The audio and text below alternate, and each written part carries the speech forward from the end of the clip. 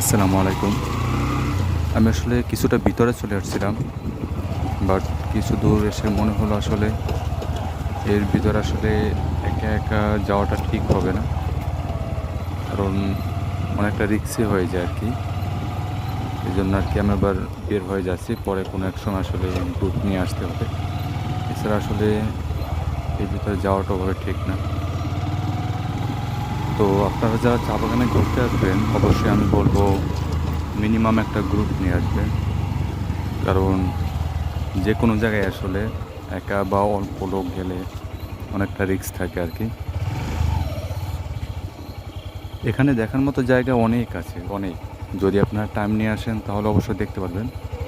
এখানে দেখার মতো জায়গা অনেক আছে, অনেক সুন্দর।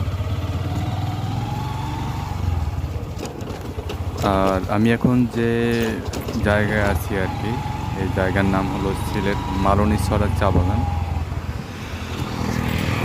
তো এটার নাম হলো সিলেট মালনীছড়া চা বাগান। আর এটা অবস্থিত সিলেট বিমানবন্দর রোড, যেটা আছে বিমানবন্দর রোড মানে এয়ারপোর্ট রোড, এখানে অবস্থিত।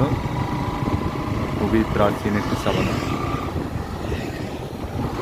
আসলে বাংলাদেশের সব ধরনের রাস্তা যদি এরকম থাকতো আসলে আজকে আমার কোনো তাহলে কাজ কি নাই। বলবো, অন্যরকম একটা আমি দেশ মনে শুধুমাত্র হতো। এই চা বাগান দেখার জন্যই বের আসলে হয়েছি। আমি যদি সকালবেলা আসতাম তাহলে আর অনেক খুবই ভালো ভালো লাগতো, লাগতেছে, খুবই কারণ সুন্দর। সকালবেলা এই স্পটগুলো আর অনেক সুন্দর থাকে।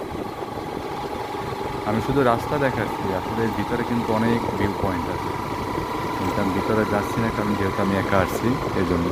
অবশ্য গ্রুপ নিয়ে আসলে সেক্ষেত্রে এর ভিতরে যাওয়া সম্ভব হতো।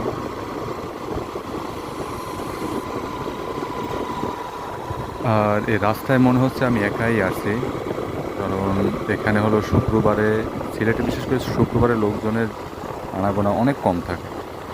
মানে শুক্রবারে বলতে গেলে ওদের সবারই অফ ডে। তো এই জন্য আর কি মানে ওরকম কোনো জনসাধারণ দেখা যাচ্ছে না।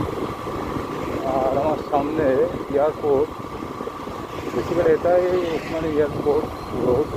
এখানে আসলে অনেক ভিউ এই পয়েন্ট আছে, মেন কিন্তু রোডটি আমার তার সামনে ভিতরে দিকে অবস্থিত। এই জায়গাটা হলো সিলেট মানে শহর থেকে, মূল টাউন থেকে অনেকটা কাছে আর কি।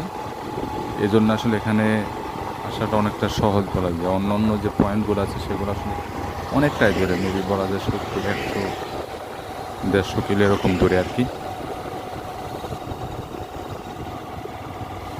যাই হোক, আমি সবাইকেই বলবো আমি যখন অনেক সময় আপনাদের মন বের খারাপ হয়েছি। অথবা কখনো ডিপ্রেশনে থাকবেন, তো সব সময় বেশি বেশি ঘোরাফেরা করবেন। কারণ ঘোরাফেরার ভিতরে অথবা প্রকৃতির ভিতর অন্যরকম একটা সুখ আছে, যেটা কখনোই যখন বাইরে না বের হবেন তখন কখনোই এটা বুঝতে পারবেন না।